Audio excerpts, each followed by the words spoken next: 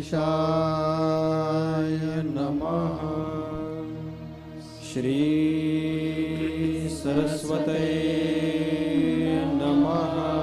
श्री गुरुभ्यो नमः। जगद्गुरु नरेंद्राचार्य महाराज की जय। सद्गुरु काळसिद्धेश्वर महाराज की जय। संत शिरोमणि गजानन महाराज की जय। आद्य जगद्गुरु रामानंदाचार्य महाराज की जय। सिया वल्लभ रामचंद्र की जय। परम पूज्य कालीनाथ महाराज की जय।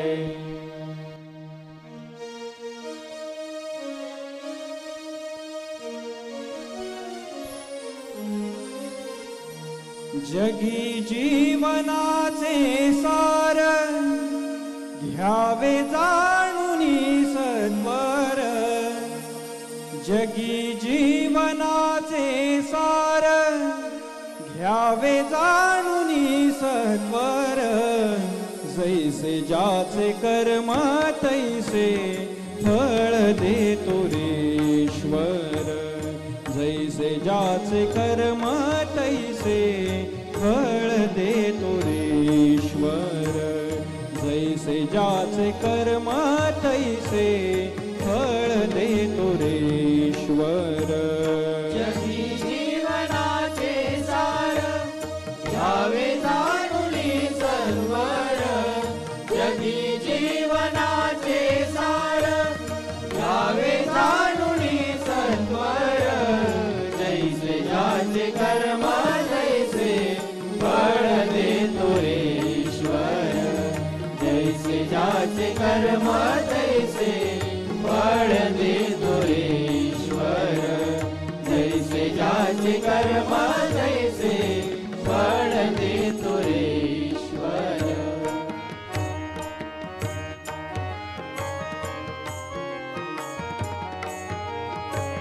क्षणिक सुखासाठी अपुल्या कुणी होतो नीती भ्रष्ट। कुणी त्यागी जीवन अपुले दुःख जगी करण्या नष्ट। कर्म तैसे फळ देतो ईश्वर।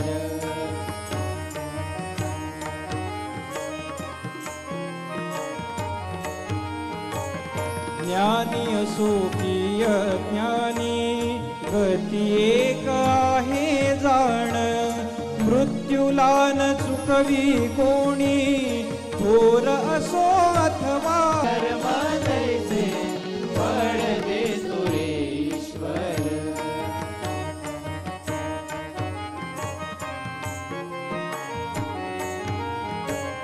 मनाखंत वाटून ज्याचे शुद्ध होई अंतःकरण। क्षमा करी परमेश्वर त्या जातो तयाला जो शरण। मनाकंत वाटून ज्याचे शुद्ध होई अंतःकरण। क्षमा करी परमेश्वर त्या जातो तयाला तो शरण। अंत पृथ्वीचा बघाला। अंत पृथ्वीचा बघाला युगे चालली झरझर। जैसे ज्याचे कर्म तैसे फळ देतो ईश्वर। जैसे ज्याचे कर्म तैसे फळ देतो ईश्वर। जैसे ज्याचे कर्म तैसे फळ देतो ईश्वर। जगी जीवनाचे सार घ्यावे जाणूनी सत्वर। जगी जीवनाचे सार घ्यावे जाणूनी सत्वर। जैसे ज्याचे कर्म तैसे फळ देतो ईश्वर। जैसे ज्याचे कर्म तैसे फळ देतो ईश्वर। जैसे ज्याचे कर्म तैसे फळ देतो ईश्वर।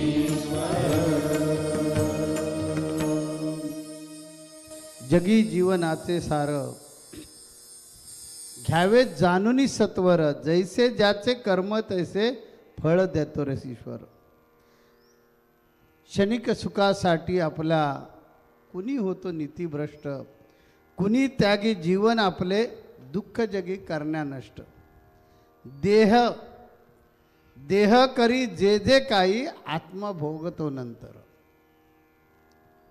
आपण जे जे काही कर्म करणार आहोत ते ते कर्म त्या परमात्म्याची नियती नावाची जी सिस्टम आहे ती सगळं आपल्याला भोगायला लागते. जे जे आपण करणार ते ते आपण भोगणार आहोत हे लक्षात घ्या. ही नियती सर्व हिशोब आपला बरोबर चोख ठेवत असते. नुसता हिशोब नाही ठेवत तर संचलन पण ती करते.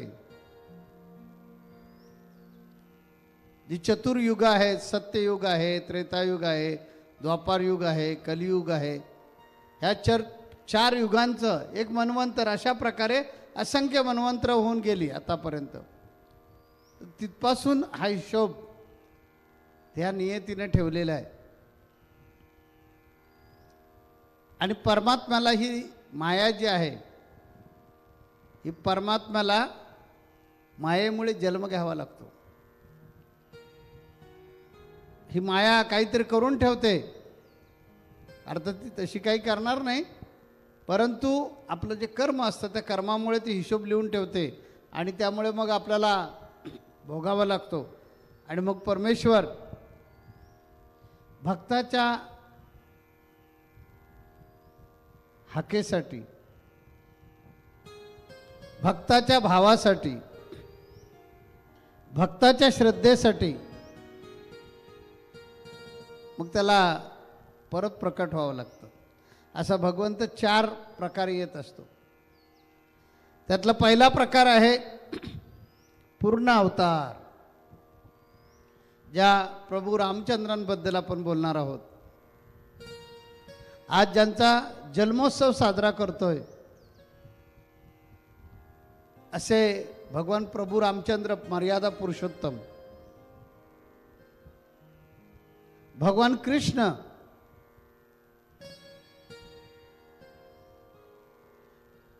भगवान परशुराम पूर्ण अवतार आहेत.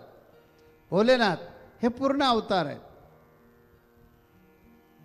भगवंत अशा प्रकारे पूर्ण अवतारामध्ये येतो.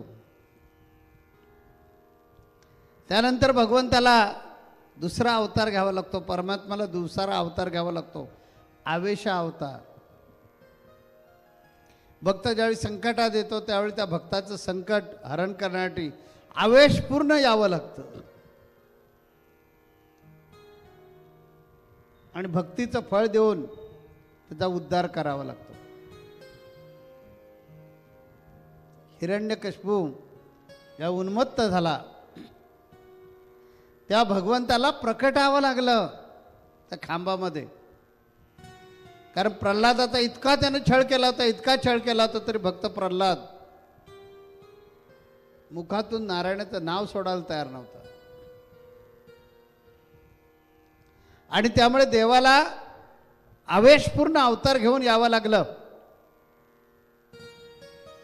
आणि त्या आवेशाच्या भरामध्ये हिरण्यकशिपूला टारकन फाडून टाकलं. असे अनेक अवतार, आवेशपूर्ण अवतार झालेले आहेत. ज्या ज्या वेळेला भक्त समाज अडचणीत येतो त्यावेळी देव अशा विशिष्ट प्रकारचा आवेश घेऊन, अशा विशिष्ट प्रकारच्या क्रोधामध्ये येतो आणि त्या भक्ताचं रक्षण करतो आणि दुर्जनाचा नाश करतो. पण हे नियतीनं ठरवलेलं असतं. नंतर तिसरा प्रकार आहे अंश अवतार.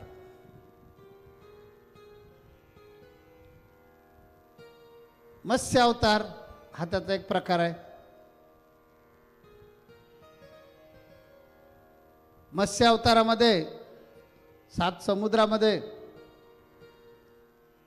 जे वेद चोरून नेऊन ठेवले होते, लपवून ठेवले होते, ते आणून देण्यासाठी देवानं मत्स्य अवतार धारण केला आणि वेद आणून दिले. कुर्मा अवतार सुद्धा असाच आहे. पृथ्वीलाच लपवून ठेवली होती दानवाने, पाताळात नेऊन ठेवली होती. वेद समुद्रामध्ये लपवून ठेवले होते, तरी पृथ्वीच गायब करून टाकली होती. दाडे धरुणी पृथ्वी नेता वरा हरुप होसी. दाडेवर पृथ्वी धारण केली आणि वरारूप धारण करून भगवंताने पृथ्वीला पुन्हा तिच्या स्वस्थाने आणून ठेवलं.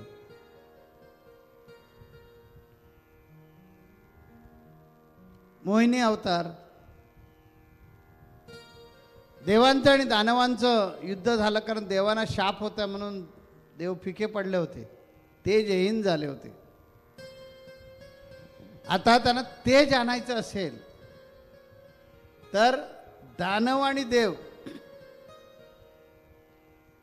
यांना दोघांना सुद्धा समुद्र मंथन करायला लावायचं. आणि या समुद्र मंथनातून जे अमृत येईल ते देवांना पाजायचं आणि त्यांना बलशाही बनवायचं. ही नियतीची योजना. आणि त्याप्रमाणे होता नव्हतं करत करत नारद मुनींनी त्याच्यात मध्यस्थी करत करत देव दानवांना एकदा तयार केले. मंदराचळ पर्वताची रवी तयार करण्यात आली. वासुकीची दोरी बनवली, म्हणजे वासुकीचा वेटोळा घातला मंदराचळ पर्वतावर, आणि देव आणि दानव घुसळायला सुरुवात करतात. तो एवढा प्रचंड ताकदीचा मंदराचल पर्वत थांबणार का? तो बुडू लागला खाली. बुडू लागल्याबरोबर देव कासव रूप धारण करून आले.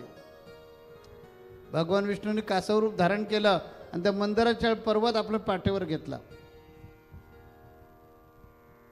आणि घुसळण सुरू झाली, घुसळण सुरू झाली, घुसळण सुरू झाली. आणि त्याच्यातून एक एक एक एक रत्न बाहेर येऊ लागलं. शेवटचं रत्न होतं ते अमृत. ज्याच्यासाठी समुद्र मंथन केलं ते अमृत मिळाल्यानंतर, अमृताबद्दल सगळ्यांनाच माहिती होतं, दानवांना पण माहिती होतं अमृतामध्ये काय ताकद आहे, की अमृत पिलो तर अजरामर होणार, मरणार तर कधीच नाही. म्हणून देव आणि दानवांमध्ये समुद्र मंथन तिथं सोडून दिलं आणि देव दानवांचं युद्ध सुरू झालं, म्हणजे भांडण सुरू झालं. आम्हाला पाहिजे. आता हिसकाहिसकीमध्ये ते अमृत पडू नये, पळवलं, पण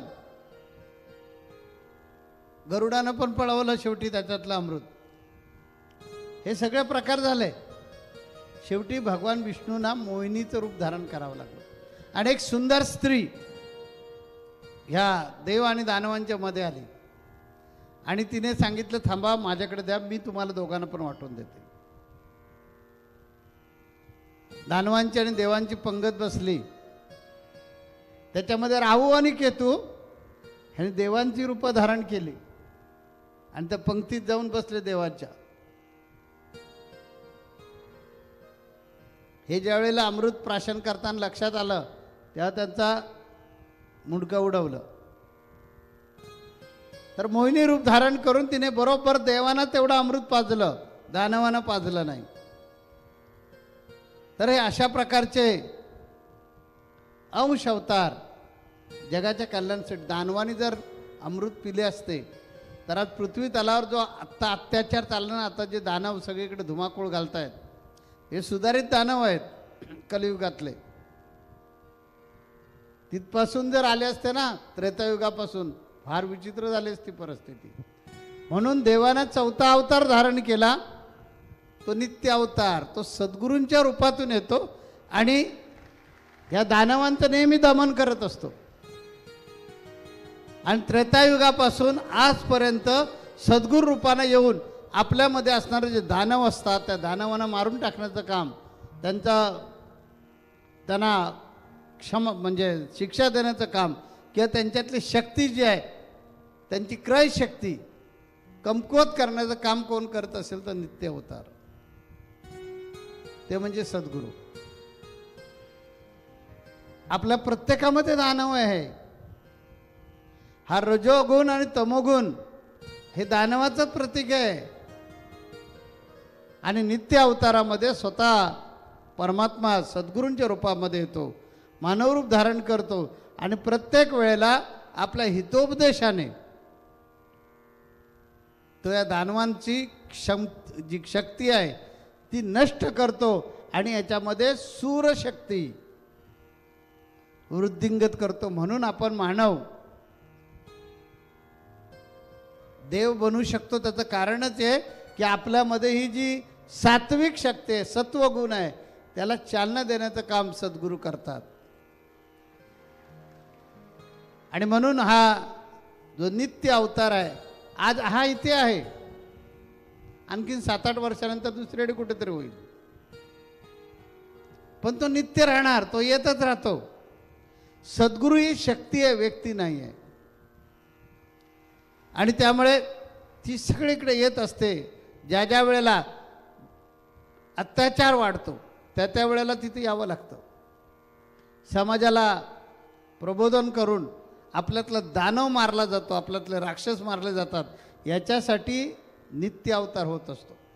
आपण पाहिलं असाल आपली आध्यात्मिक शाळा झाल्यानंतर किती आपल्यातले दानव मेले. आध्यात्मिक शाळेच्या माध्यमातून आपण किती बदललो, किती आपल्यात बदल झाला.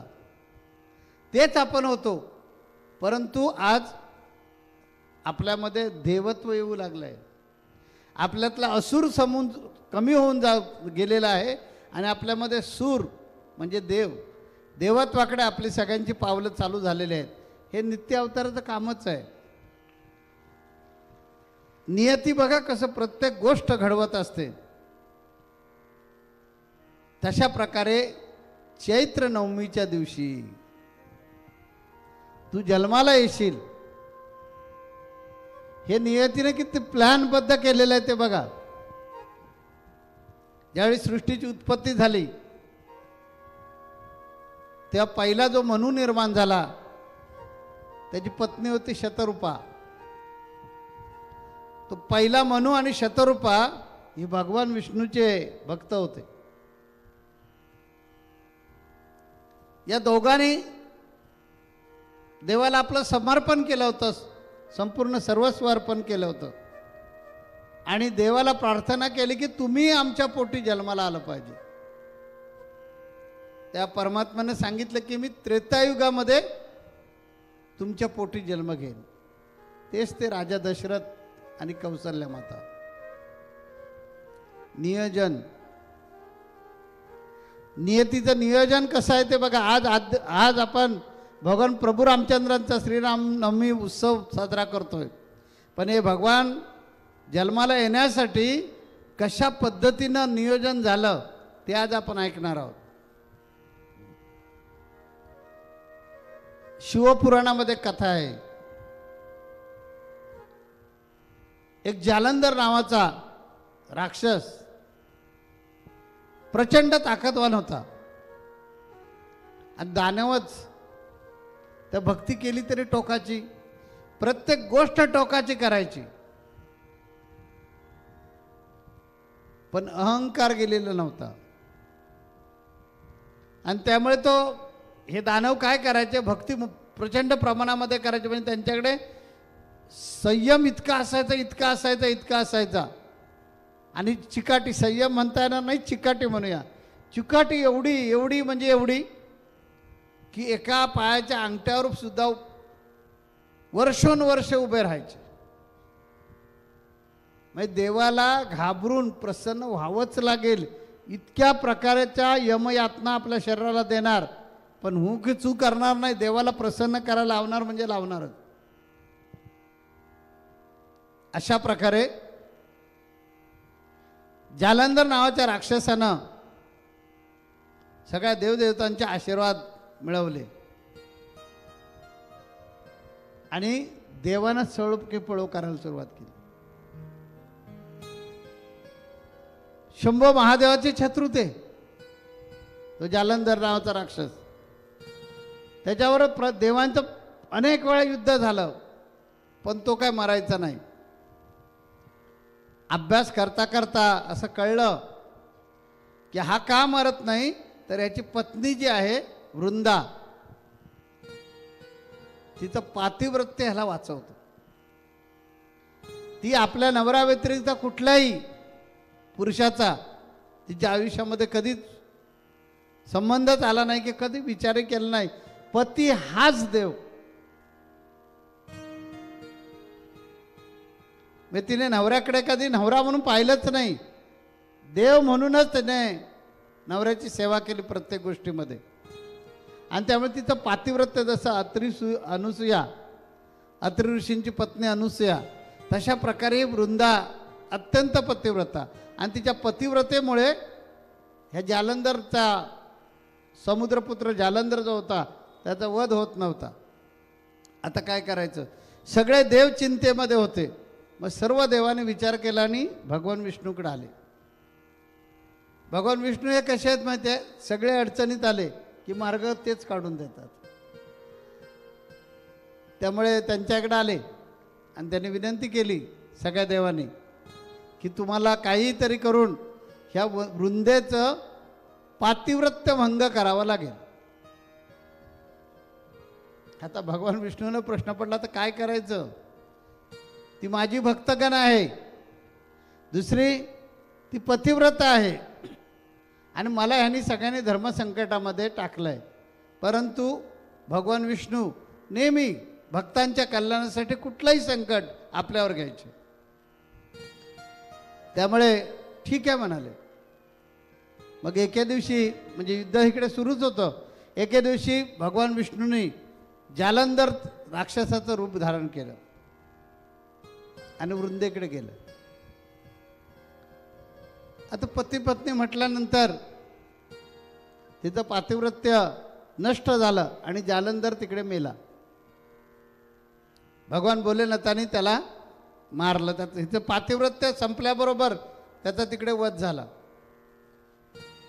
हे वृंदेच्या ज्यावेळी लक्षात आलं की अरे हे शक्यच नाही, माझं पातिव्रत्य भग्न होण्याचा संबंधच नाही, कुणी केलं ते. मग तिने ज्यावेळी अंतर्ज्ञानाने पाहिलं त्या तिला कळलं की जो जालंधर आला तर तो जालंधर डुप्लिकेट होता. हा जालंधर कोण नाही तर भगवान विष्णू होता. म्हणून तिने शाप दिला की तुम्ही माझं पातिव्रत्य हरण केलं, मला फसवून माझं पातिव्रत्य, माझ्या नवऱ्याच्या रूपात येऊन माझं पातिव्रत्य हरण केलं, म्हणून मी तुम्हाला शाप देते की मी जशी नवऱ्याच्या विरहानं रडते तसं तुम्हाला सुद्धा पत्नीच्या विरहानं 14 वर्ष रडावं लागेल आणि पत्नीचा विरह तुम्हाला सहन करावा लागेल. बघा भगवान प्रभू रामचंद्र कोणत्या कारणामुळे, किती कारणं झालेत, नियतीने कसं करून ठेवलं ते बघा, आणि त्यामुळे ते जन्माला आले. अशी नियती आहे. याच्यातून आपण शिकायचं काय की आपण जे जे कर्म करतो ते आपल्याला भोगावं लागतं, हे शिकायचं आहे.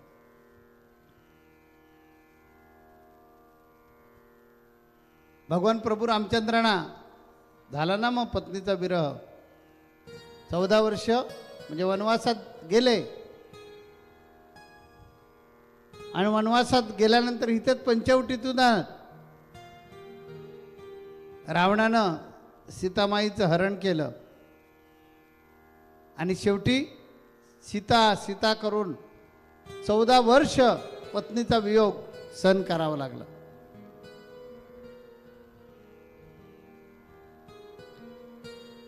एकदा तिसरी कहाणी, एकदा नारद मुनींना असं वाटायला लागलं मी भगवान विष्णूचं नाव घेतो,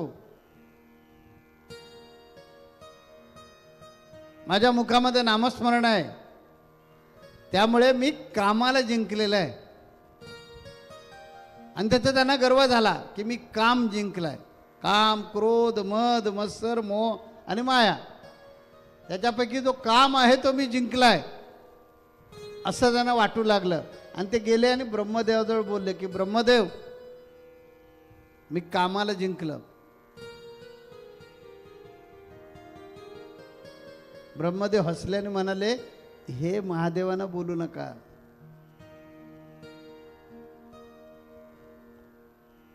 नारद मुनींना काय राहवलंच नाही. नारद मुनी महादेवाकडे गेले आणि म्हणाले, महादेव मी कामाला जिंकलंय. महादेव सुद्धा हसले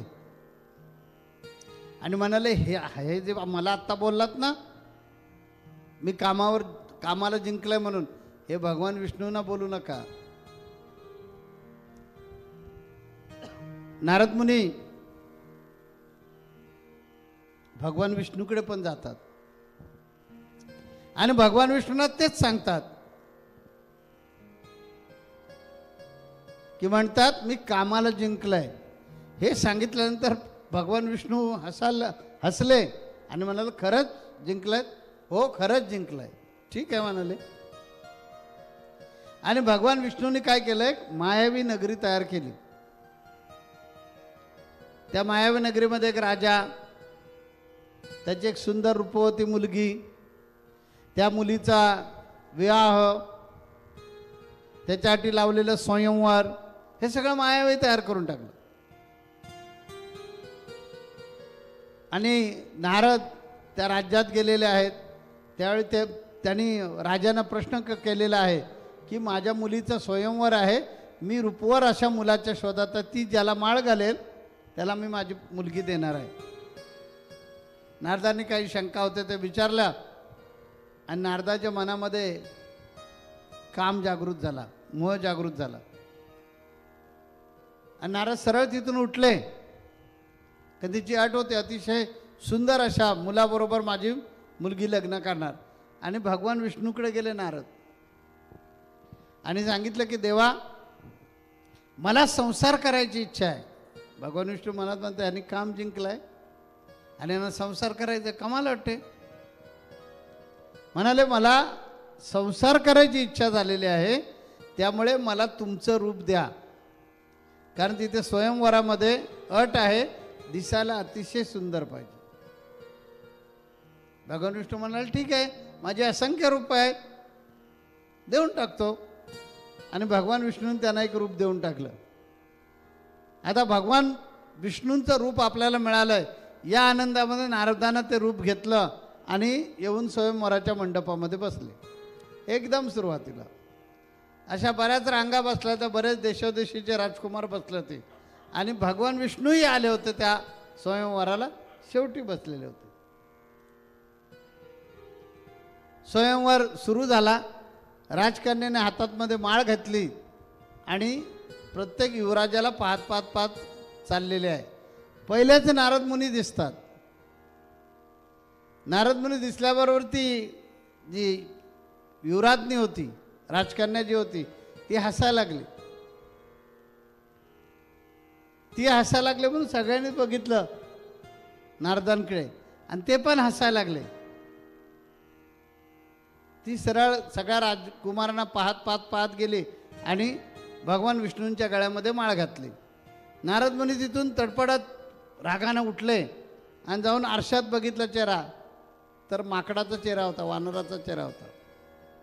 त्यांना राग येतो आणि ते भगवान विष्णूला शाप देतात की मला पत्नी सुख मिळू शकलं नाही, मला पत्नी विरह झालाय, म्हणून मी तुम्हाला शाप देतो, तुम्हाला सुद्धा पत्नी असून सुद्धा विरह होईल.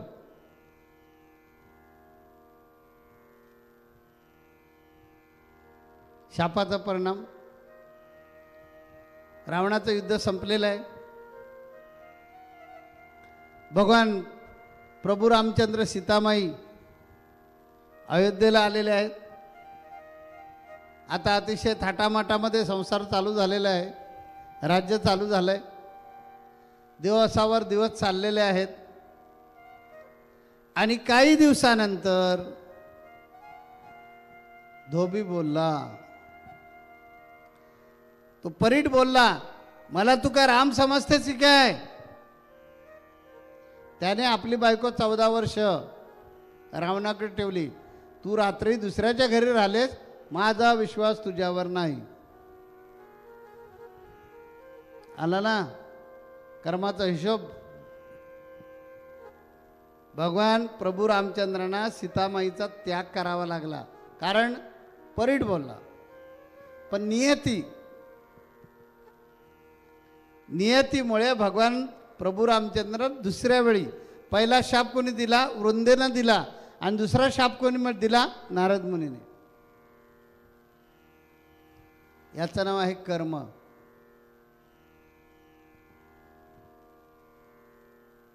राजा दशरथ, त्याला 3 बायका होत्या. एकीचं नाव कौसल्या, दुसरी सुमित्रा, आणि शेवटी सगळ्यात कैकेयी केली. तिघींनाही मुलं नव्हती. राजाने भरपूर नवस सायास वगैरे सगळं केले, काहीच उपयोग होईना. आणि एक दिवशी तो शिकारीला गेला. शिकारीला गेलेले असताना श्रावण बाळाचे वडील आणि आई घेऊन श्रावण बाळ काशीला चाललेलं आहे. माता पित्यांना तहान लागली म्हणून कावड तिथेच ठेवली. एका झाडाखाली आईवडिलांना बसवले आणि पाणी आणण्यासाठी गेलं. तिथे राजा दशरथ शिकारीसाठी आला होता. आणि ह्याने जो कळशी होती की काय भांडं होतं ते पाण्यामध्ये बुडवा लागला. राजा दशरथ एका झाडावर बसलेला होता की इथे पाणी पिण्यासाठी प्राणी येतील म्हणून.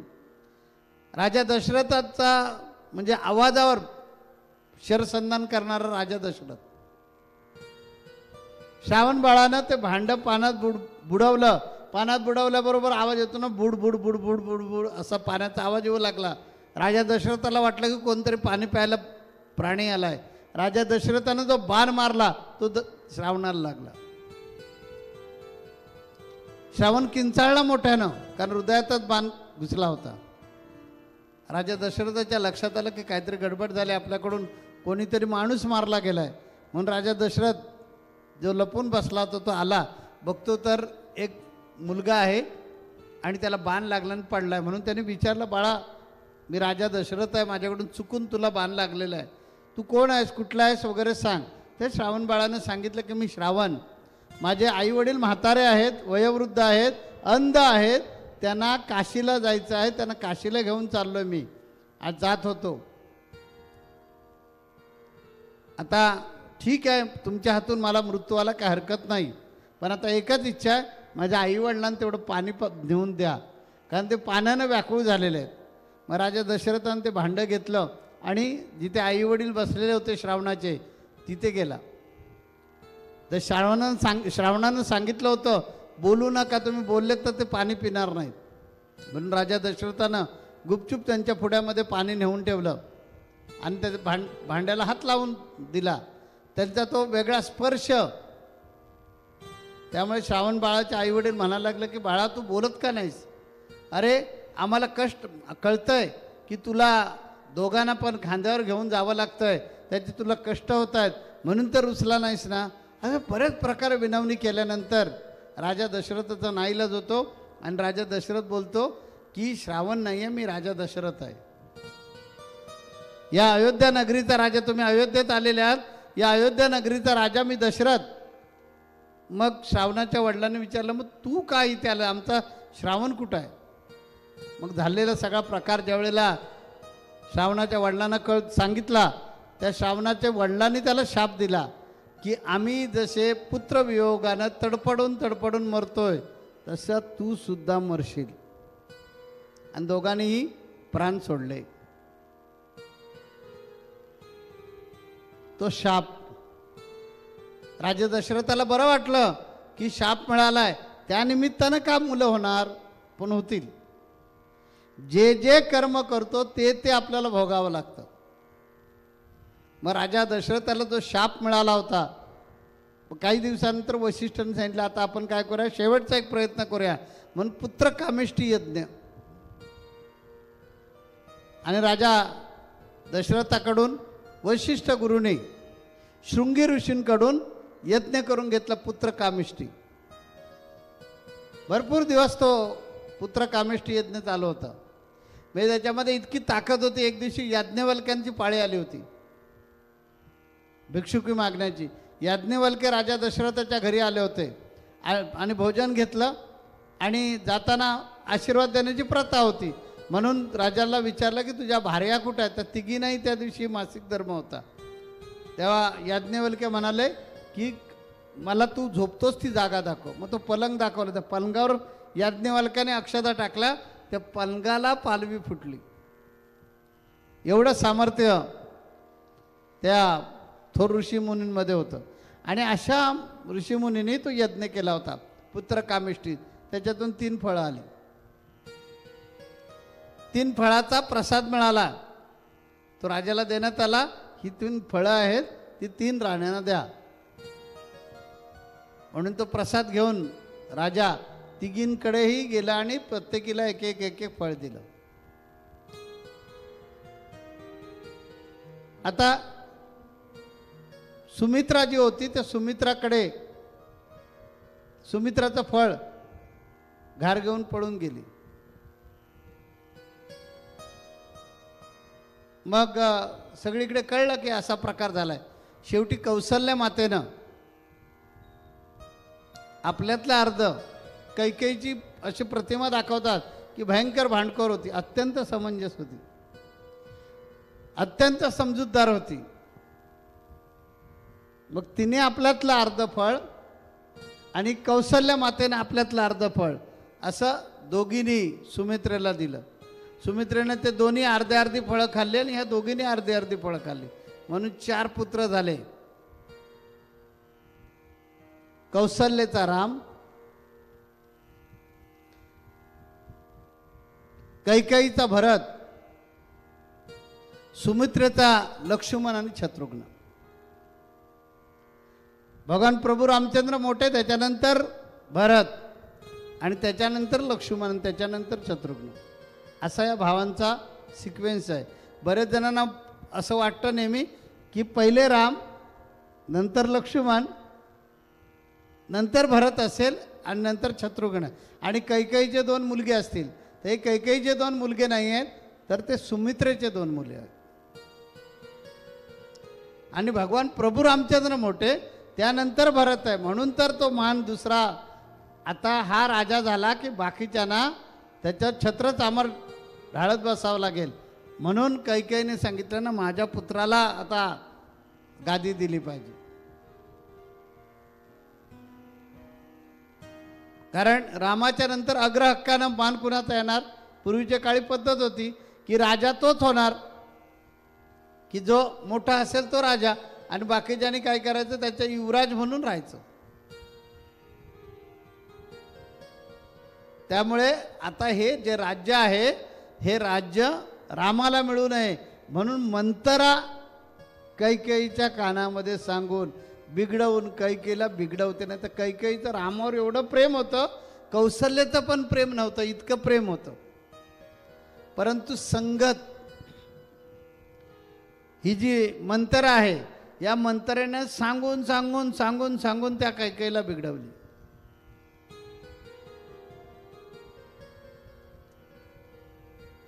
राजा दशरथाला शाप, त्यामुळे मुलं झाली.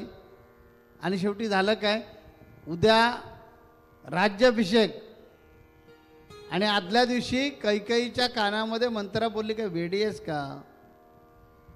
कैकेयी खुश, माझ्या रामाचा राज्याभिषेक होतोय म्हणून कैकेयी खुश होती. मंतरा म्हणे, अगं वेडे, ही संधी आहे, तुला 3 वर मागायला सांगितलेले आहेत. या 3 वरांचा आत्ता उपयोग कर. जर राम राजा झाला तर तुझ्या भरताला छत्रचामरच पकडावं लागेल, बाकी काहीच नाही करावं लागेल. म्हणून तू आत्ता पहिल्या वरानं रामाला वनवासात पाठव. हे ऐक, माझा ऐक. कैकेयी म्हणे, काय वेडी आहेस का? अगं राम माझ्या भरतासारखाच आहे, मला काही नाही, तुला हे करावंच लागेल.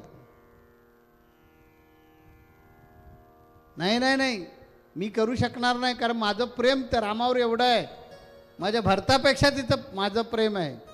पण ही मंतरानं शेवटी तिला बळजबरी केलीच. शाप काय होता वृंदेचा? बोला मोठ्यानं. वृंदेचा शाप होता ना, समुद्रपुत्र जालंधर, त्याची पत्नी वृंदा, तिचा शाप होता ना रामाला,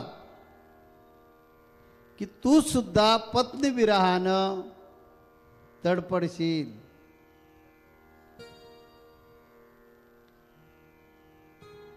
शनी म्हणजे काय झालं की जे जे कर्म आपण करतो ते ते कर्म आपल्याला भोगावंच लागतं. देव असू दे, दानव असू दे, माणूस असू दे, नाही तर वानर असू दे. आता ते फळ पळवलं, त्याचा काही जणांना प्रश्न पडला ते कुठे गेलं, ते मारुती राया. ते अंजनी मातेला मिळालं ना ते फळ, घारीने पळवून घेऊन गेली आणि ती साधनेला बसली होती, उपासनेला बसली होती, ती तिच्या पुढ्यात नेऊन टाकलं, ते तिनं खाल्लं, त्याच्यापासून मारुती राया जन्माला आले. थोडक्यात नियती कर्मफळाप्रमाणे सर्व निर्धारित करते आणि ते आपल्याला भोगावे लागतं. म्हणून आपण काय करूया, एक अभंग घेऊया आणि पुढे जाऊया.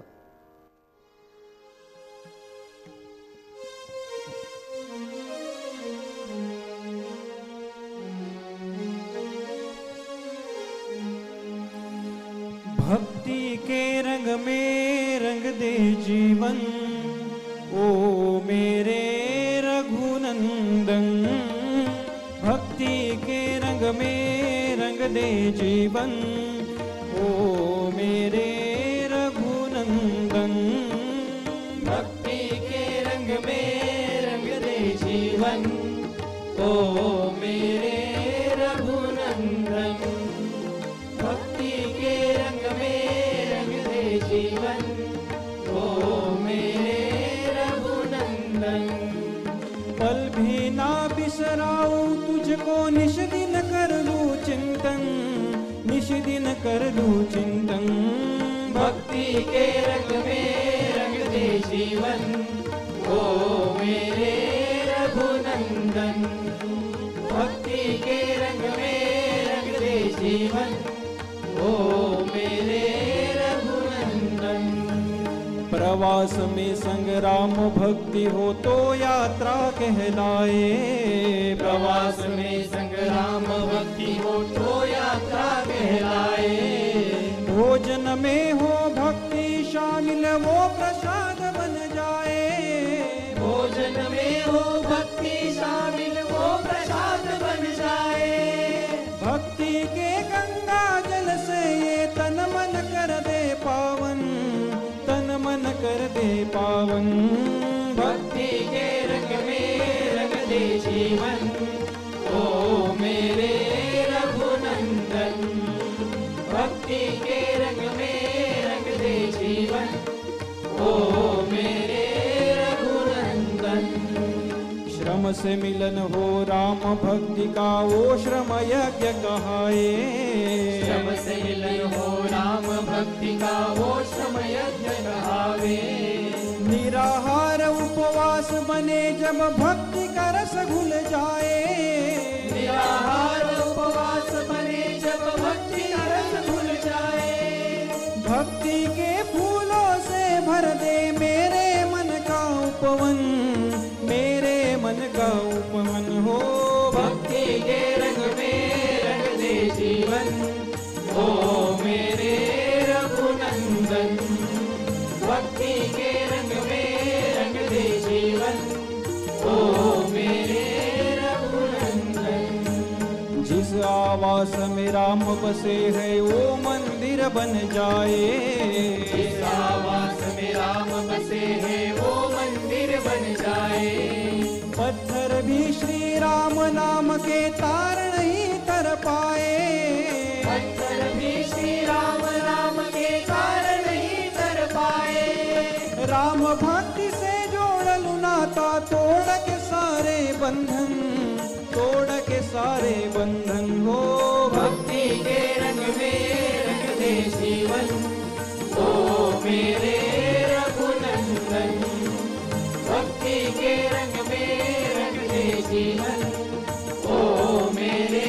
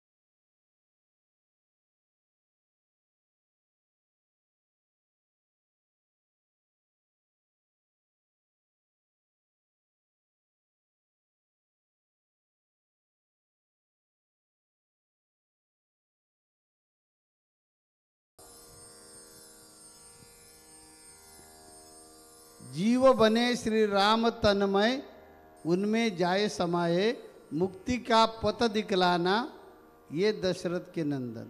असा हा राम आहे. आणि अशा प्रकारे जर आपण मुक्ती मिळवण्याचा प्रयत्न केला तर तो मुक्तीपर्यंत नक्की घेऊन जाईल. कारण मानवी जीवनाचं अंतिम ध्येय हेच आहे. सृष्टीच्या उत्पत्तीपासून लयापर्यंत, म्हणजे सृष्टी निर्माण झाली, तिचं पालन होतं आणि तिचा लयही होतो. नियती, सर्वांचं नियत कार्य जे आहे ते बरोबर ज्याचं त्याला माप देत असते. माणसाच्या जन्मापासून मृत्यूपर्यंत प्रत्येक कर्माचा हिशोब आणि त्यानुसार कर्माचं फळ हे निश्चित करते. बघा ना, भगवान प्रभू रामचंद्र, ह्या भगवान प्रभू रामचंद्रांना राज्याभिषेक काय ठरतो की उद्या तुमचा राज्याभिषेक. राजा दशरथ सुमंतला सांगतो की माझ्या रामाचा, म्हणजे रामावर सगळ्यांचंच प्रेम असतं, तिन्ही राण्यांचं प्रेम असतं. म्हणजे नुसतं कौशल्याचा लाडका असतो असं नाही, देवकीचा पण तो लाडका असतो, सुमित्रेचा पण लाडका असतो, राजा दशरथचा पण लाडका असतो. परंतु कर्म आणि कारण, आपण सुद्धा असेच जन्माला आलेलो आहोत, काहीतरी कारणामुळे आलेलो आहोत. कुणी कुणाचा नवरा व्हायचा, कुणाच्या नशिबामध्ये कोण असेल, तशा प्रकारेच घडतं हे लक्षात घ्या. आपल्या नशिबात जर नसेल तर नाही घडू शकत. भगवान प्रभू रामचंद्रांच्या नशिबामध्ये राज्य नव्हतं आणि म्हणून राज्याभिषेकाचे चांगले कपडे घालून आईवडिलांचा आशीर्वाद घ्यायचा आणि आता राज्याभिषेकाला जायचं. सगळी प्रजा आनंदलेली आहे, अयोध्या नगरी सजलेली आहे.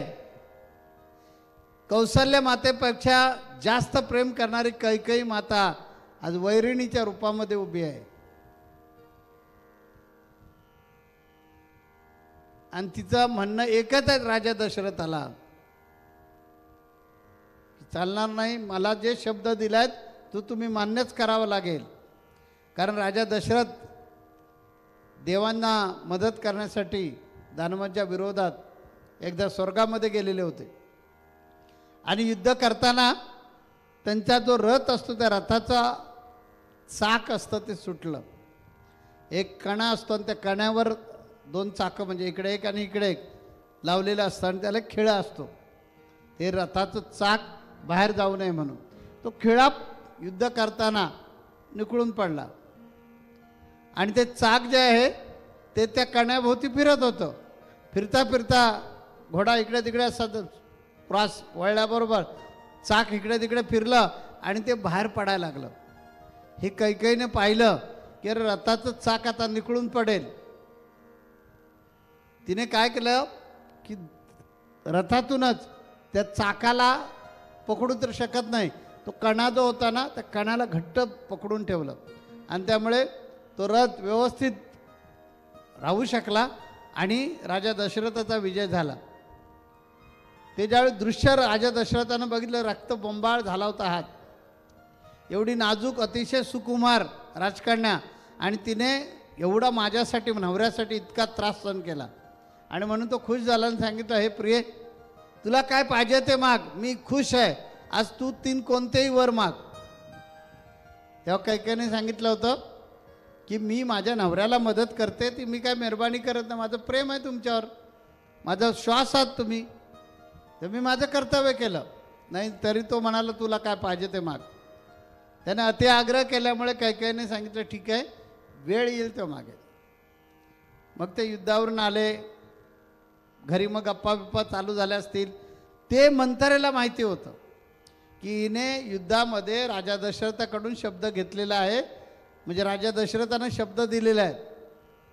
त्यामुळे वचन दिलं की काय वाटेल ते झालं तर मागं येणारा ह्यांचा कुळ नाही आहे, त्याचा फायदा घेऊया.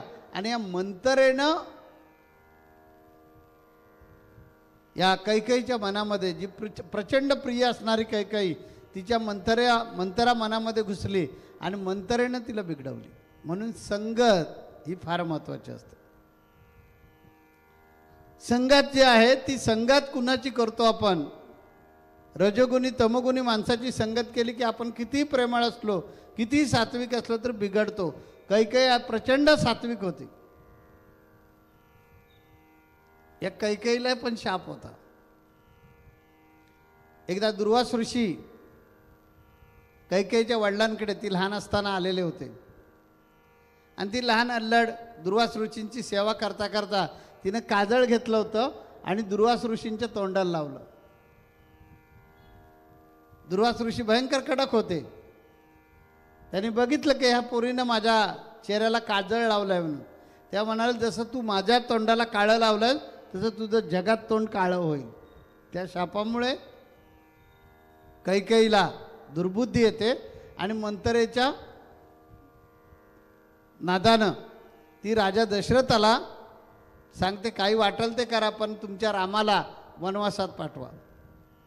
म्हणजे राज्याभिषेकाचा दिवस येतो काय आणि प्रसंग निर्माण होतो काय. होत्याचं नव्हतं होतं. भगवान प्रभू रामचंद्रांना ज्यावेळी कळतं सुमंताकडून की राजा दशरथ बोलू शकत नाही पण त्यांना अडचण अशी झालेली आहे, ताबडतोब भगवान प्रभू रामचंद्र म्हणलं एवढंच ना, पित्यानं आईला वचन दिलेलं आहे ना, मग पितृवचनासाठी रामे वनवास केला. पित्याचं वचन बायकोला जे पित्यानं दिलेलं आहे वचन ते वचन पूर्ण झालं पाहिजे. म्हणून भगवान प्रभू रामचंद्र म्हणाले एवढंच ना, त्यातलं काय एवढं, मी निघून जातो. आणि ते निघाले. त्यांच्या पाठोमागे सीतामाई लक्ष्मण हेही निघाले. भरत आणि शत्रुघ्न आजोळी गेले होते आणि त्यांनी राज्य सोडलं आणि इकडे राजा दशरथ पुत्रवियोगानं राम राम राम करत प्राण सोडला. श्रावण बाळाच्या वडिलांनी पण तसंच केलं होतं. श्रावणाचा आक्रोश करत श्रावणाचं नाव घेत घेत घेत त्यांनी प्राण सोडला होता. इकडे राजा दशरथाला सुद्धा तसंच करावं लागलं.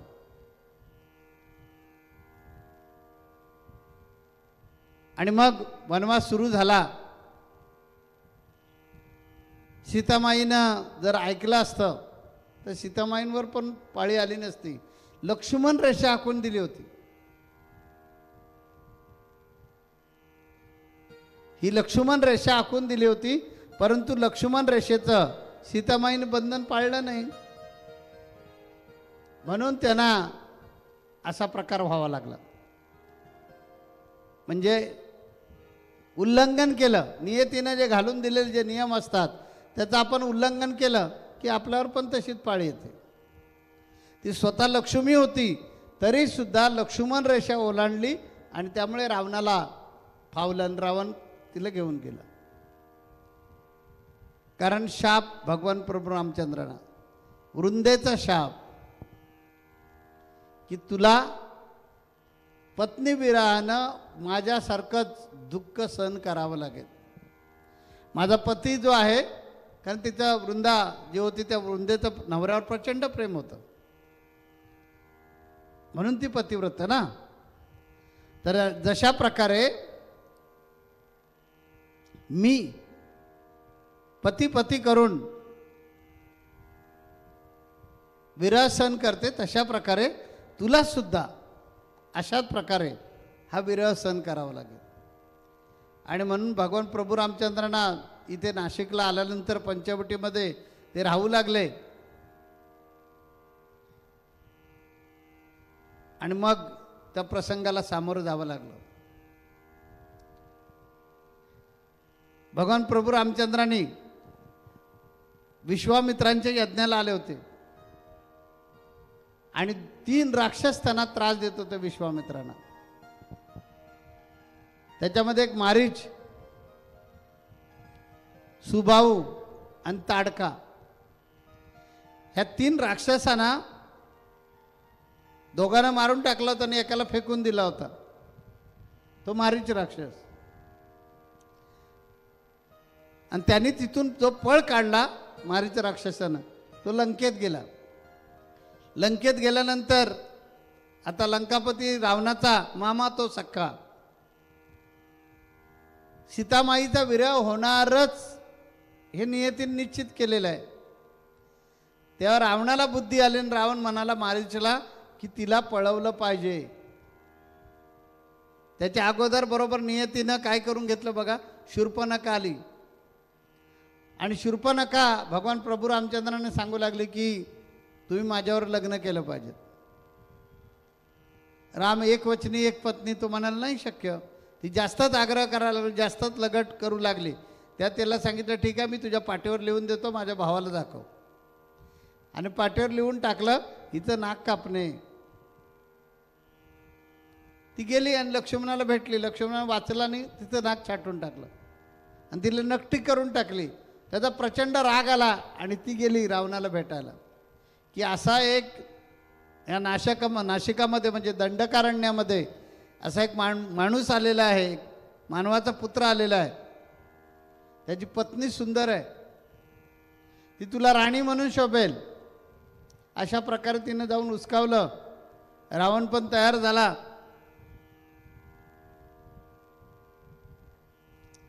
आणि रावणाला दुर्बुद्धी आली. म्हणजे बघा कसं कर्म आपण करतो ते पुढे आपल्याला निस्तारावं लागतं. रावण जो आहे रावण शंकर भक्त. रावणासारखा विद्वान कोणी नाही. म्हणजे ज्या वेळेला रावणानं सीतामाईला पळवून घेऊन गेले, आता ज्यावेळी जटायूकडून कळलं की रावणाकडे म्हणजे रावणानं दक्षिणेकडे घेऊन गेलाय म्हणून, तिथे शोध लागला. टाकेत ना गुरुजी त्या गावाचं नाव, हां टाकेत नावाचं गाव आहे इथे नाशिकमध्ये. आम्ही गेलो तिथे पाहिलंय ते. तर तिथे जटायू विवळताना पाहिला होता भगवान प्रभू रामचंद्रांनी. त्यावेळी जटायूला विचारलं ही तुझी परिस्थिती कोणी केली. तर जटायूला मुक्ती देण्यासाठी भगवान प्रभू रामचंद्रांचा जन्म होता. त्या जटायूने सांगितलं की देवा तुमच्या पत्नीचं अपहरण करून रावण चाललेला होता. त्या रावणाबरोबर मी युद्ध केलं आणि युद्धामध्ये मी प्रामाणिकपणे सांगितलं की माझ्या पंखांमध्ये माझा प्राण आहे. रावणानं सांगितलं माझ्या अंगठ्यामध्ये प्राण आहे. म्हणून मी त्याचा अंगठा फोडायचा प्रयत्न करू लागलो तेव्हा त्याने माझे दोन्ही पंख उपटून टाकले आणि माझी अशी स्थिती केली. पण हे बघा ती आक्रोश करत गेली. तिचे हे कर्णफूल पडलेलं आहे ते तिचंच आहे का बघा. बघितलं त्यावेळी त्यांना कळलं अरे सीतेचंच आहे. तिथे माहिती मिळाली. आता हा रावण जो आहे हा भगवान प्रभू रामचंद्र शत्रू आहे. शोध घेत घेत म्हणजे पुढे उद्धार करायचा होता ना देवाला बाकीच्यांचा. म्हणजे उदाहरणार्थ बालीचा उद्धार करायचा होता, सुग्रीवाचा उद्धार करायचा होता, बिभीषणाचा उद्धार करायचा होता. म्हणून भगवान प्रभू रामचंद्र जन्माला आले. तर त्यांचा उद्धार करत ते ज्यावेळेला आपल्या इथला सेतुबंध रामेश्वर म्हणजे रामेश्वरला जाऊन पोचले त्या वाटेमध्ये समुद्र आला. आता समुद्र ओलांडून कसं जायचं, म्हणून यज्ञ करायचा. आता यज्ञ करायचा म्हटलं की एकट्यानं करता येत नाही, त्यासाठी भार्या लागतेच. मग आता यज्ञ करण्यासाठी चांगले यज्ञ करण्यासाठी पुरोहितांची गरज आहे. वेदसंपन्न पुरोहित पाहिजे. मग आणायचे कुठून. शेवटी सुग्रीवानं ती व्यवस्था केली आणि रावणाला निरोप दिला की तुम्ही आलं पाहिजे. बघा रावण हा शत्रू आहे, परंतु रावण आला. त्याला माहिती होतं की हा जो यज्ञ करतोय तो यासाठीच करतो की माझ्या राज्यावर हल्ला करण्यासाठी मला यश आलं पाहिजे, त्या मोहिमेमध्ये यश आलं पाहिजे. म्हणून भगवान प्रभू रामचंद्र युद्ध करण्यासाठी आणि त्याच्यात विजय होण्यासाठी यज्ञ करतोय. पण रावण आला. वैशिष्ट्य म्हणजे आता यज्ञाला पत्नी लागते. तो सीतामाईला घेऊन आला. आणि यज्ञापुरती बसवली सीतामाईला तिथे. यज्ञ झाल्यानंतर परत तिकडे घेऊन गेलं. म्हणजे एवढा विद्वान रावण, ज्याला माहिती होतं की आपल्या राज्यावर राज्य म्हणजे भगवान प्रभू रामचंद्र स्वारी करणार, तरी तो यज्ञाला आला. नियती. तरी तो यज्ञाला येतो, यज्ञ करतो. अशा प्रकारे ही जी नियती आहे ती नियती सगळं घडवून आणते. आज चैत्र शुद्ध नवमी आहे. एका माणसाच्या पोटी भगवान जन्माला येतील हे सत्ययुगातच ठरलेलं होतं. त्रेतायुगामध्ये एका मानवाच्या पोटी परमात्मा जन्म घेईल हे ठरलं कधी? सत्ययुगात. तो मनू जो होता आणि त्याची पत्नी शतरूपा यांना देवाने शब्द दिला होता ना की त्रेतायुगामध्ये मी जन्म घेईन तुमच्या पोटी. आणि म्हणून तो जन्म झाला आणि राजा दशरथाच्या पोटी ते जन्माला आले. या राजा दशरथाला 4 पुत्र झाले. जनक राजानं आपल्या 4ही मुली चौघांना देऊन टाकल्या. ते पण स्वयंवराला विश्वामित्र घेऊन गेले होते. कारण विश्वामित्रांचा जो यज्ञ होता त्या यज्ञामध्ये हा सुबाहू आणि मारीची आणि तडका हे 3 राक्षस प्रचंड त्रास द्यायचे. त्यांचा बंदोबस्त करण्यासाठी भगवान प्रभू रामचंद्र आणि लक्ष्मण यांना घेऊन गेला. आणि विश्वामित्रांकडे ते असताना यज्ञाच्या रक्षणासाठी असताना भगवान प्रभू रामचंद्रांनी सुबाहू आणि ताडका यांना मारलं आणि मारीच्याला फेकून दिला होता.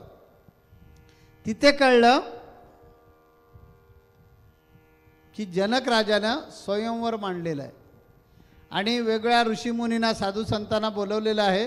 त्याचबरोबर वेगवेगळ्या देशाच्या राजपुत्रांना पण निमंत्रित केलं आहे. विश्वामित्रांनी निरोप पाठवला की मी राजा दशरथांचे 2 जण राजकुमार आहेत त्यांना घेऊन येणार आहे. जनक राजाने परवानगी दिली आणि त्याप्रमाणे हे गेले. तिथे गेल्यानंतर स्वयंवर होतं की सीतामाई ज्या धनुष्याबरोबर खेळायच्या हे धनुष्य देऊन ठेवलं होतं. भगवान परशुरामाने जनक राजाकडे ठेवून गेला होता. त्या धनुष्यावर सीतामाई बसायच्या आणि घोडा घोडा घोडा करायच्या. तर हा जो धनुष्य आहे याला प्रत्यंचा लावायचा आणि जो कोणी प्रत्यंचा लावेल म्हणजे त्याला बाण लावेल त्याला सीता द्यायची. रावण पण आला होता. सगळ्या देशोदेशीचे राजे आले होते. रावणानं प्रयत्न केला ते बाण धनुष्य बाण जो आहे मला वाटतं त्याचं नाव पिनाकिन नावाचं धनुष्य बरोबर बरोबर पिनाकिन नावाचं धनुष्य होतं ते भगवान परशुरामांच्या हातातलं. म्हणजे ते भोलेनाथांचं धनुष्य परशुरामांनी तिथे ठेवून गेले. तर ते धनुष्य बाण उचलायचा आणि त्याला बाण लावायचा हे फार कठीण होतं. इतकं ते जड होतं. रावणानं उचलण्याचा प्रयत्न केला आणि रावणानं त्या स्वयंवरात उचललं आणि ते त्याच्या पोटावर पडलं आणि मग फजिती झाले, हसले सगळेजण. तिथे रावणाचा अपमान झाला. त्यावेळी रावणानं खूनगाठ बांधून ठेवली होती की मी तुझं अपहरण करणार आणि ह्या अपमानाचा बदला मी घेणार म्हणजे घेणार. भगवान प्रभू रामचंद्रांनी अगदी लिलया त्याला प्रत्यंचा लावला आणि ते धनुष्यच मोडलं. आवाज कडकडाट झाला आणि ते मोडलं. तेव्हा भगवान परशुराम त्या ठिकाणी प्रकट झाले. म्हणजे हे 2 अवतार एकाच देवाचे एका त्रेतायुगामध्ये एकत्र आले. आणि परशुराम प्रकट झाल्याबरोबर परशुरामांना आश्चर्य वाटलं, हा कोण नवीन राम आला? मी भगवान विष्णूचा अवतार आहे आणि राम कोण आला? त्या परशुरामाने सांगितलं की हे माझ्या हातामध्ये जे धनुष्य आहे, या धनुष्याला आता तू प्रत्यंचा लावून दाखव, तर मी समजेन की तू विष्णूचा अवतार आहेस म्हणून. भगवान विष्णूने फक्त म्हणजे भगवान प्रभू रामचंद्राने फक्त त्या धनुष्याकडे पाहिलं आणि परशुरामांच्या हातातलं धनुष्य ऑटोमॅटिक रामाच्या हातामध्ये आलं. परशुरामाला कळलं की हा माझ्या पुढचा अवतार निर्माण झालेला आहे. आणि मग परशुराम तिथून निघून गेले. ते आजतागायत निघून गेले. ते चिरंजीव आहेत ना, मग परत रामाच्यानी कधी भेट झाली नाही. आणि मग स्वयंवर जिंकल्यामुळे फिक्स झालं. विश्वामित्र गेले, राजाला सांगितलं दशरथाला की स्वयंवरामध्ये जानकीला रामानं जिंकलेलं आहे म्हणून. मग बोलणी चालणी सगळी झाली असतील. आणि मग जनक राजानं विचार केला, राजा दशरथाला 4 मुलगे आहेत, आपल्या 4ही मुली चौघांना देऊन टाकायच्या. म्हणून भगवान प्रभू रामचंद्रांनी जानकी दिली. 2 नंबरची मुलगी जी होती ती भरताला दिली, तिचं नाव होतं मांडवी. 3 नंबरची मुलगी लक्ष्मणाला दिली, तिचं नाव होतं उर्मिला. आणि 4 नंबरची मुलगी श्रुतकीर्ती म्हणून ती शत्रुघ्नाला दिली. अशा प्रकारे चौघांची लग्न झाली पूर्वसंकेताप्रमाणे. कर्म. आता 4 बहिणी एकाच घरातल्या, एकाच राजाच्या मुलं, परंतु एकीच्या नशिबात वनवास आला. आणि तिघी एक तर तिच्याबरोबर जानकीला भगवान प्रभू रामचंद्रामध्ये वल्कल नेसून राहावं लागलं. आणि उर्मिला जी होती ती नवरा असून नसल्यासारखी, कारण 14 वर्ष लक्ष्मण हा भगवान प्रभू रामचंद्रांबरोबरच राहिला. असं एक कर्म असतं. आता देवानं कुणाचा उद्धार करायचा हे नियतीने ठरवलं. म्हणून भगवान प्रभू रामचंद्रानं शबरीचा उद्धार केला. कारण या शबरीला आशीर्वाद होता गुरूंचा. शबरी रामभक्त.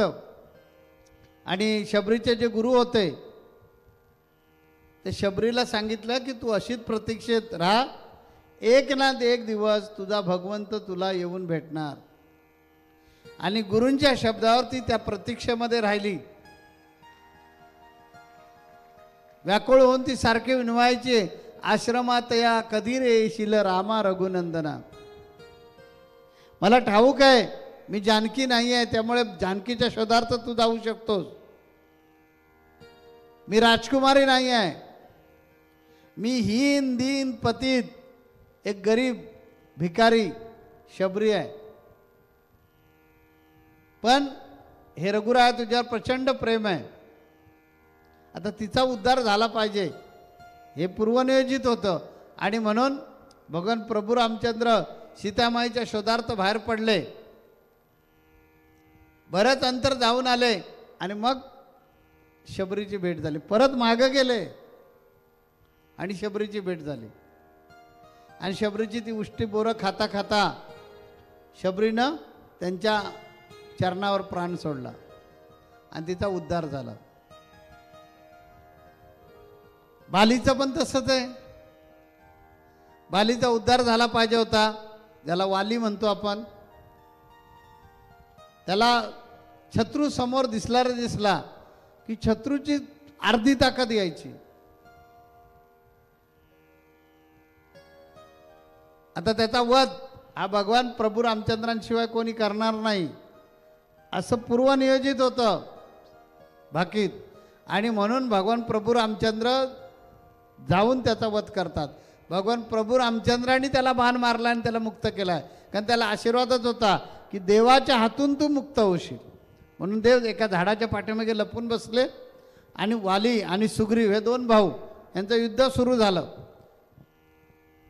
वाली नेहमी सुग्रीवाला हरवायचा, कारण त्याला आशीर्वादच असा होता की शत्रूवर तुझं लक्ष पडलं रे पडलं की शत्रूची अर्धी शक्ती तुला मिळेल, म्हणजे 1.5 पट शक्ती व्हायची आणि त्यामुळे बाली नेहमी जिंकायचं. हे मर्म कळल्यानंतर भगवान प्रभू रामचंद्र आणि सुग्रीवांची भेट मारुतीरायानं घडवून आणली. त्याचं दुःख सांगितलं, असा असा प्रकार झाला आहे आणि बालीनं त्या सुग्रीवाची पत्नीला पळवून नेलेलं आहे आणि डांबून ठेवलेलं आहे आणि हा अशा प्रकारे अधम वृत्तीनं जगतोय आणि सुग्रीवाला सळो की पळो करतोय, त्याची सुटका करा. म्हणून मग भगवान प्रभू रामचंद्र सुग्रीवाला शब्द देतात, काही हरकत नाही. आणि मग बाली ज्या पर्वतावर लपून बसला होता त्या पर्वतावर जातात. युद्ध सुरू होतं, सुग्रीव आणि बालीचं युद्ध सुरू होतं. सुग्रीवाला बाली काय ऐकायला तयार नाही. शेवटी भगवान प्रभू रामचंद्र एका झाडाच्या पाठीमागून आडून बाण मारतात, कारण त्याला आशीर्वादच असतो ना की तू शत्रूला बघितलं रे बघितलास की तुला अर्धी ताकद मिळेल. आणि म्हणून भगवान प्रभू रामचंद्र झाडाच्या पाठीमागे लपून त्याला बाण मारतात आणि बालीचा वध होतो. रावण, कुंभकर्ण आणि बिभीषण हे 3 भाऊ. पण बिभीषण हा विष्णू भक्त असतो आणि कुंभकर्ण आणि रावण हे देवांचा दुश्वास करायचे. आणि ज्यावेळी भगवान प्रभू रामचंद्र लंकेवर येत आहेत चालून, हे ज्यावेळी कळलं त्या बिभीषणानं परोपरीनं रावणाला सांगितलं की तू हे विष आणलेलं आहेस, त्याची पत्नी तू सोडून दे, हे करतोयस हे चुकीचं करतोयस. पण नाही ऐकलं बिभीषणनी. म्हणजे बिभीषणचं रावणानं ऐकलं नाही. शेवटी परिणाम काय झाला, रावणाचं होतं ते सगळं राज्य संपून गेलं. बिभीषण सरळ उठला आणि भगवान प्रभू रामचंद्राने येऊन भेटला, म्हणाला मला पसंत नाही ते. मग भगवान प्रभू रामचंद्रांनी त्याला भावासारखं मानलं, त्याच्याबरोबर राहिले, रावणाचा वध केला आणि त्याला राज्य देऊन त्याचा उद्धार केला. अशा प्रकारे भक्तांच्या संकटासाठी देव वेगवेगळी रूपं धारण करतो आणि येत असतो. आपलं कर्म पाहिजे तसं. ती शबरी जी आहे, ह्या शबरीचा उद्धार करण्यासाठी भगवंताला यावं लागलं. अहिल्याचा उद्धार करण्यासाठी गौतम ऋषींची पत्नी अहिल्या यांचा उद्धार करण्यासाठी भगवंताला यावं लागलं आणि भगवंताच्या पदस्पर्शाने गौतम ऋषींची पत्नी अहिल्या जी शिळावून पडलेली होती तिचा उद्धार झाला. असा भगवंत आपल्या भक्तांच्या रक्षणासाठी मग कधी नित्य अवतार धारण करून येईल, तर कधी अंश अवतार धारण करून येईल, तर कधी आवेशावतार धारण करून येईल, तर कधी पूर्ण अवतार धारण करून येईल. आता कलियुगामध्ये त्यांनी सांगून टाकलेलं आहे की मी नित्य अवतारानंच येणार, पूर्ण अवताराने येणार नाही. ज्यावेळी सत्ययुग सुरू होईल त्यावेळी परत भगवंत पूर्ण अवतार धारण करेल. तेव्हा भक्तांच्या हाकेसाठी येणारा हा जो भगवान प्रभू रामचंद्र आणि त्यांचा आज जन्मोत्सव आपण साजरा करतोय. आपल्या देशामध्ये 500 वर्षानंतर आपल्याला जवळजवळ 100 पिढ्यांना संघर्ष करावा लागला भगवान प्रभू रामचंद्रांच्या भव्य दिव्य मंदिरासाठी.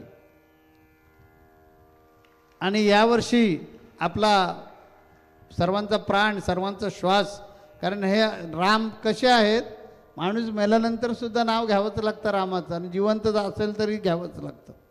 अशा प्रकारचे हे भगवान प्रभू रामचंद्र यांचा जन्मदिवस आपण साजरा करतो. हे भगवंत भक्तांच्या रक्षणासाठी नेहमी येतात, म्हणून या अभंगातून त्यांना आपण पुष्पांजली वाहूया.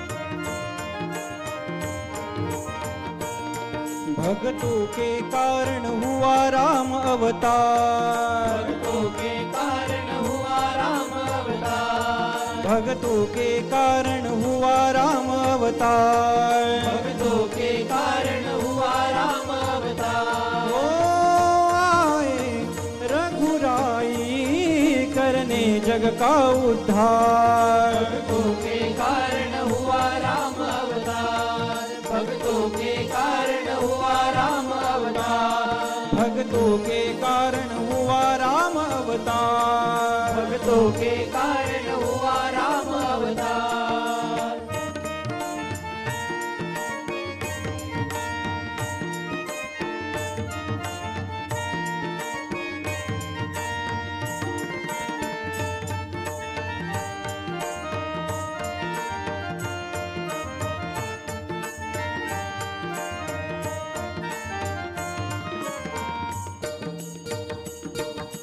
राम राज का झंडा सारे जग में लहराएगा, राम राज का झंडा सारे जग में लहराएगा। अब कोई पापी और अधर्मी बचने ना पाएगा, अब कोई पापी और अधर्मी बचने ना ओ पाएगा। राघव कर देंगे सब दुष्टों का संगार, भक्तों के कारण हुआ राम अवतार, भक्तों के कारण हुआ राम अवतार, भक्तों के कारण हुआ राम अवतार, भक्तों के कारण हुआ राम अवतार।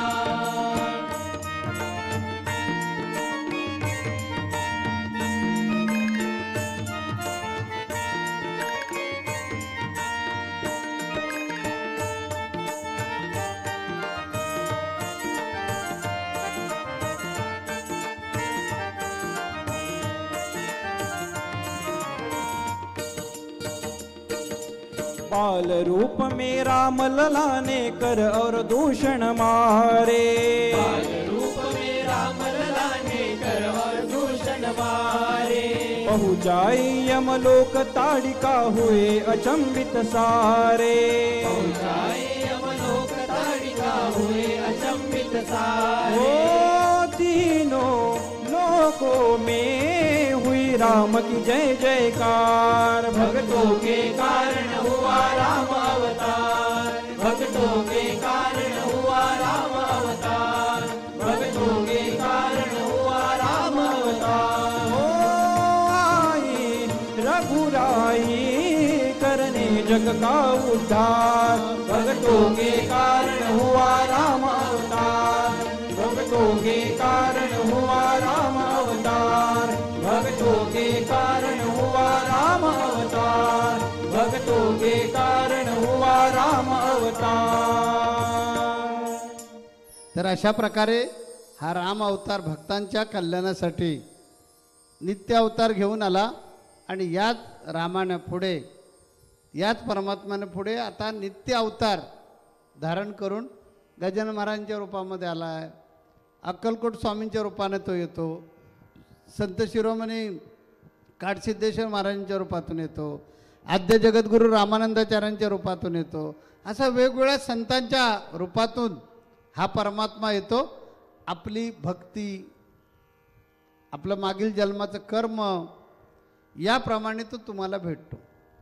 म्हणजे मलाही भेटतो तसाच, जसं तुम्हाला भेटतो तसा मलाही तो भेटणार. आणि आपल्याला सर्वांना तो अशा प्रकारे भेटून आपला उद्धार करू पाहतोय. म्हणून त्याने मानवी जन्म दिलेला आहे आपल्याला. आणि इथे या मानवी जन्मामध्ये भलं बुरं समजण्याची जी ताकद इतर प्राण्यांपेक्षा दिली ती यासाठीच त्यानेच दिलेली आहे. ती यामुळे सुज्ञ माणसानं काय केलं पाहिजे? आज भगवान प्रभू रामचंद्रांचा रामनवमी उत्सव साजरा करत असताना आपण उद्धार करता भगवान प्रभू रामचंद्र यांच्या जयंतीच्या निमित्तानं, जन्माच्या निमित्तानं हे लक्षात घेतलं पाहिजे. तो आपल्यासाठी या भूतलावर साधू संतांच्या माध्यमातून प्रकट झाला आहे, आपला उद्धार करण्यासाठी आलेला आहे. त्यामुळे आपण चांगलं कर्म करणं गरजेचं आहे, कारण त्याला सुद्धा कर्मानं सोडलेलं नाही. त्यामुळे आपल्याला कसं काय सोडलं जाणार? कारण आपण जे सकाळपासून संध्याकाळपर्यंत कर्म करत असतो त्याला क्रियामान म्हणतात. हे क्रियामान कसं आहे त्याच्यावर आपलं संचित किंवा प्राक्तन ठरतं. संचित म्हणजे डिपॉझिट आणि प्राक्तन म्हणजे ते संचित आपण ज्यावेळी जन्माला घेऊन येतो ते प्राक्तन. आता आपण काय केलेलं आहे, प्राक्तनाप्रमाणे भोगत आहोत. मागच्या जन्मामध्ये जे काही क्रियामान केलंय त्याच्या मागच्या जन्मामध्ये जे काही क्रियामान केलंय ते प्रत्येक जन्मामध्ये ही नियती ते संचित करून ठेवत असते, साठवून ठेवत असते आणि ते संचित पुढच्या जन्मामध्ये प्राक्तन म्हणून कन्वर्ट करून देते आणि आपण जन्माला येतो. मग आपण जन्म घेतल्यानंतर आपल्याला 7 शत्रू काम क्रोध मद मत्सर मोह आणि माया हे जे 7 शत्रू आहेत ह्या 7 शत्रूंपासून वाचायचं असतं. म्हणजे रज तम सत्व रजतम सत्व आहे ज्याच्या अंगी याच गुणी जगे वाया गेलं. मग तोच परमात्मा परत नित्य अवताराच्या रूपानं पूर्ण अवतारातला तो परमात्मा नित्य अवताराच्या रूपातून येतो आणि सांगतो बाबा तुका मने येते सत्वाचे सामर्थ्य करावा परमार्थ निर्शील. की अशा प्रकारे स्वतःचा अर्थ समजून घे की तू सात्विक जोपर्यंत होत नाहीस, तुझ्यामध्ये जोपर्यंत सत्वगुण येत नाही तोपर्यंत तुला स्वतःचा अर्थ कधी कळणारच नाही. स्वतःचा अर्थ कळवून घेणेच म्हणजेच परमार्थ. मी मनुष्य आहे, इतर प्राण्यांपेक्षा वेगळा आहे. मला देवानं लाज नावाचा प्रकार दिलेला आहे, मला कर्म करण्याचा अधिकार दिलेला आहे, मला लक्षात ठेवण्याची कला दिलेली आहे, मला गुरु दिलेले आहेत. असे अनेक आयुध माझं प्राक्तन बदलण्यासाठी दिलेले आहेत. त्याचा मी वापर केला पाहिजे. कारण भगवान प्रभू रामचंद्र देव असून सुद्धा त्यांना नियतीनं सोडलेलं नाही आहे. मग माझी सुटका नक्की होणार नाही.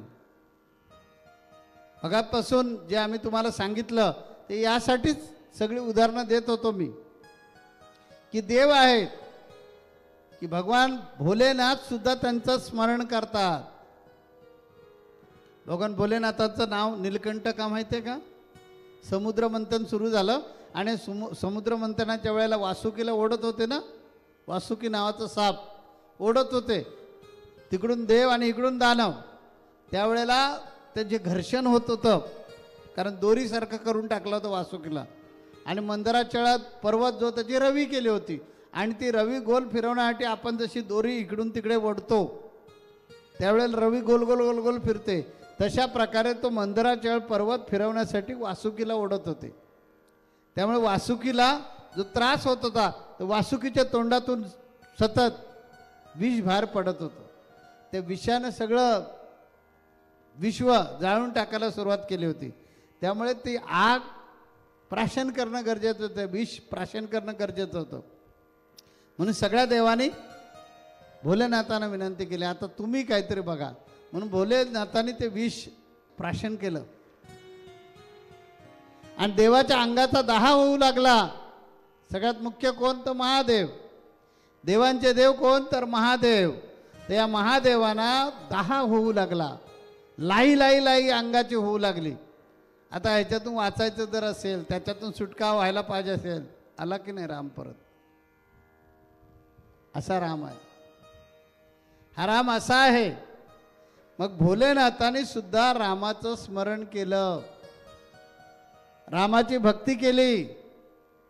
रामाचं मनोमन स्मरण केल्यानंतर त्यांच्या अंगातला जो दाह होता, त्यांच्या अंगातलं विष जे होतं ते शांत झालं.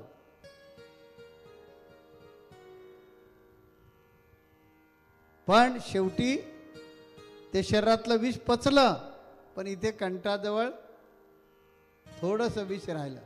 म्हणून भगवान भोलेनाथाला नीलकंठ नाव पडलं.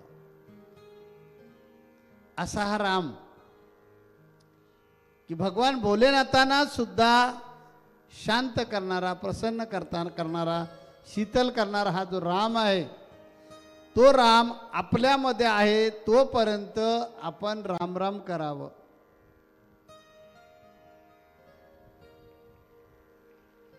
तो आपल्यातला निघून गेला की 4 ड्रायव्हर आपली गाडी चालवायला सुरुवात करतील. मग काहीच उपयोग होणार नाही. म्हणून इथे हा जो राम आहे, या रामाला जागृत करण्यासाठी आपल्यात जोपर्यंत राम आहे तोपर्यंत सद्गुरू रूपी राम आपल्याला टाव पडून सांगतोय, नारायण पिसाळलेला आहे बाजूला व्हा. नारायण पिसाळलेला आहे बाजूला व्हा. नारायण पिसाळलेला आहे बाजूला व्हा. कीर्तन ऐकून आलेला ग्रस्त म्हणतो नारायण पिसाळ, तर नारायण संपूर्ण चराचरातच आहे. मला काय करणार आहे? मी नारायण, पिसाळलेलाही नारायण, बोलणाराही नारायण, करणार काय? ताटा विमानानं गर्वानं फुगून गेला आणि हालायचं नाव काढेना. शेवटी नारायण आला, सोंडे धरल्यानं फेकून दिलं. आणि ज्यावेळी कंबर मोडली, असह्य वेदना झाला, त्या डोळे पांढरे झाल्याने मग प्रश्न पडला, रे ह्याने मला फेकून कसं काय दिला? म्हणून स्थल काल परिस्थितीचं भान ठेवलं पाहिजे. आणि नारायण समजून घेण्यासाठी, तो राम समजून घेण्यासाठी हा मनुष्य जन्म आहे. हा जन्म नाही पुन्हा. ओम श्री गुरुदेव म्हणा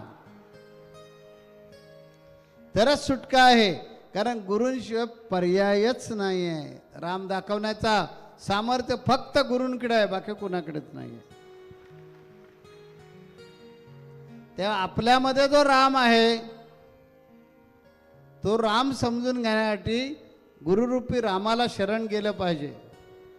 आणि त्यांना अनन्य भावे शरण जाऊन त्यांनी सांगितलेल्या मार्गानं, त्यांनी दिलेल्या ज्या सेवा आहेत त्या करून आपल्याला काय केलं पाहिजे? मार्गस्थ झालं पाहिजे. कारण तो जो राम आहे आपल्यातला, हा राम आपल्याला कळला नाही तर आपल्या शरीरात शेवटी रामच राहणार नाही. म्हणून आपल्यातला राम आपल्याला कळायला पाहिजे असेल तर तुकाराम महाराजांनी सांगितलेलं आहे, तुका म्हणे येते सत्वाचे सामर्थ्य, करावा परमार्थ निर्षयी. तुमच्यातलं सत्वगुण वाढवा, राम भेटणार. रामाची भेट 100% होणार. कारण राम कसा आहे ते हे त्या अभंगातून ऐकूया आणि आपण थांबूया. राम कसा आहे तो ऐका आता. नादातून या नाद निर्मितो, श्रीराम जय राम जय जय राम. नाद निर्मितो मंगलधाम, श्रीराम जय राम जय जय राम. सत्संगाचा सुगंधरा, श्रीराम जय राम जय जय राम. आनंदाचा आनंदरा, श्रीराम जय राम जय जय राम. त्रिभुवन तारक आहे राम, श्रीराम जय राम जय जय राम. सुखकारक हा आहे राम, श्रीराम जय राम जय जय राम. श्रद्धा जेथे तेथे राम, श्रीराम जय राम जय जय राम. शांती जेथे तेथे राम, श्रीराम जय राम जय जय राम. सबुरी ठाई आहे राम, श्रीराम जय राम जय जय राम. चैतन्याचे सुंदर धाम, श्रीराम जय राम जय जय राम. पुरुषोत्तम परमेश्वरा, श्रीराम जय राम जय जय राम. भक्ती भाव तेथे राम, श्रीराम जय राम जय जय राम. निर्गुणी सुंदर आहे राम, श्रीराम जय राम जय जय राम. लावण्याचा गाभारा राम, श्रीराम जय राम जय जय राम. कैवल्याची मूर्ती राम, श्रीराम जय राम जय जय राम. चराचरातील स्फूर्ती राम, श्रीराम जय राम जय जय राम. आत्म्या ठाई आहे श्रीराम जय राम सगुणातही आहे श्रीराम जय राम निर्गुणी सुंदर आहे श्रीराम जय राम जे जे मंगल ते तेरा श्रीराम जय राम सुमंगलाची पहाट श्रीराम जय राम सृष्टीचे या चलन श्रीराम जय राम कर्तव्याचे पालन श्रीराम जय राम दुःख निवारक आहे श्रीराम जय राम स्वानंदाच्या ठाई श्रीराम जय राम सुंदर सूर तेथे श्रीराम जय राम शब्द सुंदर तेथे श्रीराम जय राम सकल जीवांच्या ठाई श्रीराम जय राम वात्सल्याचे स्वरूप श्रीराम जय राम सुंदर माधव मेघशा श्रीराम जय राम दशरथ नंदन रघुवीर श्रीराम जय राम अयोध्यापती योद्धारा श्रीराम जय राम रघुपती राघव राजा श्रीराम जय राम राम नाम सुखदायक श्रीराम जय राम सखल सुखाचा सागर श्रीराम जय राम चराचरातील जागर श्रीराम जय राम लवकुश गायनी रमतोरा श्रीराम जय राम हनुमंताच्या हृदयीरा श्रीराम जय राम जानकी वल्लभ राजसरा श्रीराम जय राम चराचरातील आत्मारा श्रीराम जय राम समर्थ वचनी रमलारा श्रीराम जय राम कुलभूषण रघुनंदन श्रीराम जय राम राम गायनी रमतोरा श्रीराम जय राम स्वरांकुरांच्या हृदयीरा श्रीराम जय राम भक्ती रंगी फुलतोरा श्रीराम जय राम दशरथी हा निज सुखदा श्रीराम जय राम कौसल्या सुत हृदय निवास श्रीराम जय राम राजीव लोचन पुण्य निध्या श्रीराम जय राम सीतापती कैवल्य प्रमाण श्रीराम जय राम पत्नी परायण सीतारा श्रीराम जय राम लक्ष्मण छाया देवी श्रा श्रीराम जय राम आदर्शाचा आदर्शरा श्रीराम जय राम एक वचनीय देव महा श्रीराम जय राम नादा दुनिया नाद निर्मितो श्रीराम जय राम नाद निर्मितो मंगलधा श्रीराम जय राम सत्संगाचा सुगंधरा श्रीराम जय राम आनंदाचा आनंदरा श्रीराम जय राम त्रिभुवन तारक आहेरा श्रीराम जय राम सुखकारक आहेरा श्रीराम जय राम श्रीराम जय राम जय जय राम श्रीराम जय राम जय राम श्रीराम जय राम जय जय राम श्रीराम जय राम जय राम श्रीराम जय राम जय जय राम श्रीराम जय राम जय राम श्रीराम जय राम जय जय राम श्रीराम जय राम जय राम श्रीराम जय राम जय जय राम श्रीराम जय राम जय राम श्रीराम जय राम जय जय राम श्रीराम जय राम जय राम श्रीराम जय राम जय जय राम श्रीराम जय राम जय राम श्रीराम जय राम जय राम श्रीराम सिया वल्लभ रामचंद्र की सिया वल्लभ रामचंद्र की जय सिया वल्लभ रामचंद्र की